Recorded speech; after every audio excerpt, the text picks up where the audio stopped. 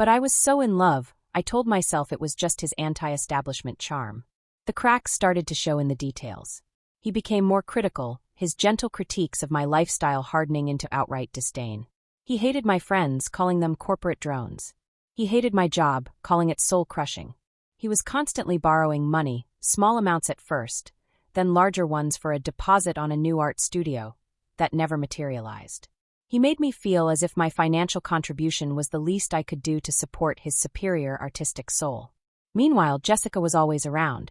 She'd drop by our apartment unannounced, bringing homemade kombucha and staying for hours, talking only to Liam while I tried to work from home.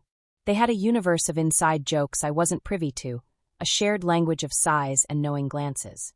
If I ever brought it up, they'd both look at me with pity. "Chloe, don't be so paranoid," Jessica would say with a tinkling laugh. "We're just friends. It's not our fault we connect on a deeper, spiritual level." Liam would back her up, his expression one of disappointment. "I thought you were above this kind of petty jealousy," he'd say, and the shame would silence me. They were experts at making me feel like the crazy one. The breakup came, predictably, via text message. I was in Chicago for a work conference, having just closed the biggest deal of my career. My phone buzzed as I was celebrating with my team at Gibson's Bar and Steakhouse. "I can't do this anymore. We want different things. Your world is swallowing me, and I need to be free." "I'm sorry." That was it. No phone call. No explanation. 2 years, an engagement, a shared life, all terminated with the cold indifference of a cancelled appointment. I tried calling him a dozen times. It went straight to voicemail. I called Jessica, hysterical, hoping for a shoulder to cry on. "Oh, honey," she said, her voice dripping with fake sympathy. "I'm so sorry. I had no idea. Boys are just so stupid sometimes, you know?" She promised to go over to our apartment and check on him. I spent the night in my hotel room at the Peninsula, staring at the Chicago skyline, feeling a hollowness so profound it felt like a physical injury. The next day, I flew home to an apartment that had been surgically stripped of his existence. His clothes were gone, his art supplies, the worn-out armchair he loved.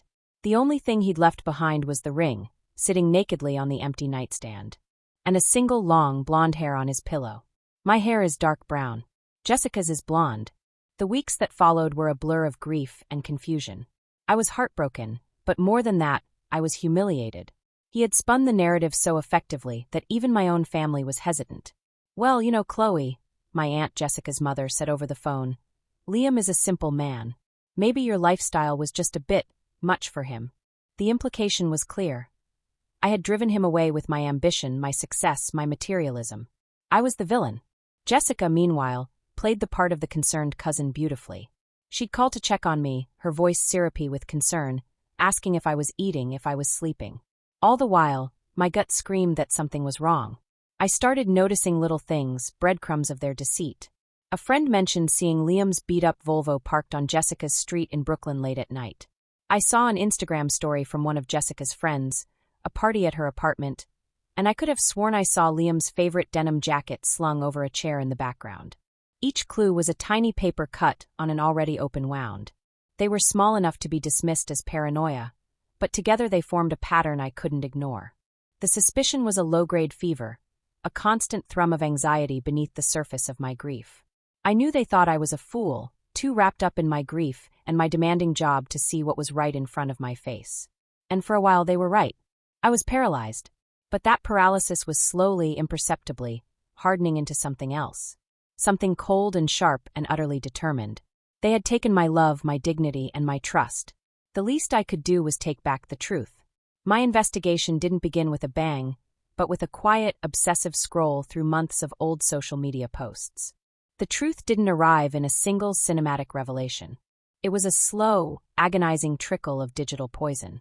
I started with Venmo. It's amazing what people make public.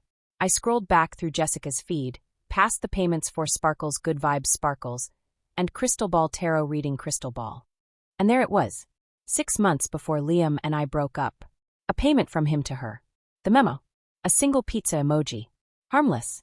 But it was for a Tuesday night, a night he told me he was at a meditation retreat in the Bronx to decenter himself from consumer culture.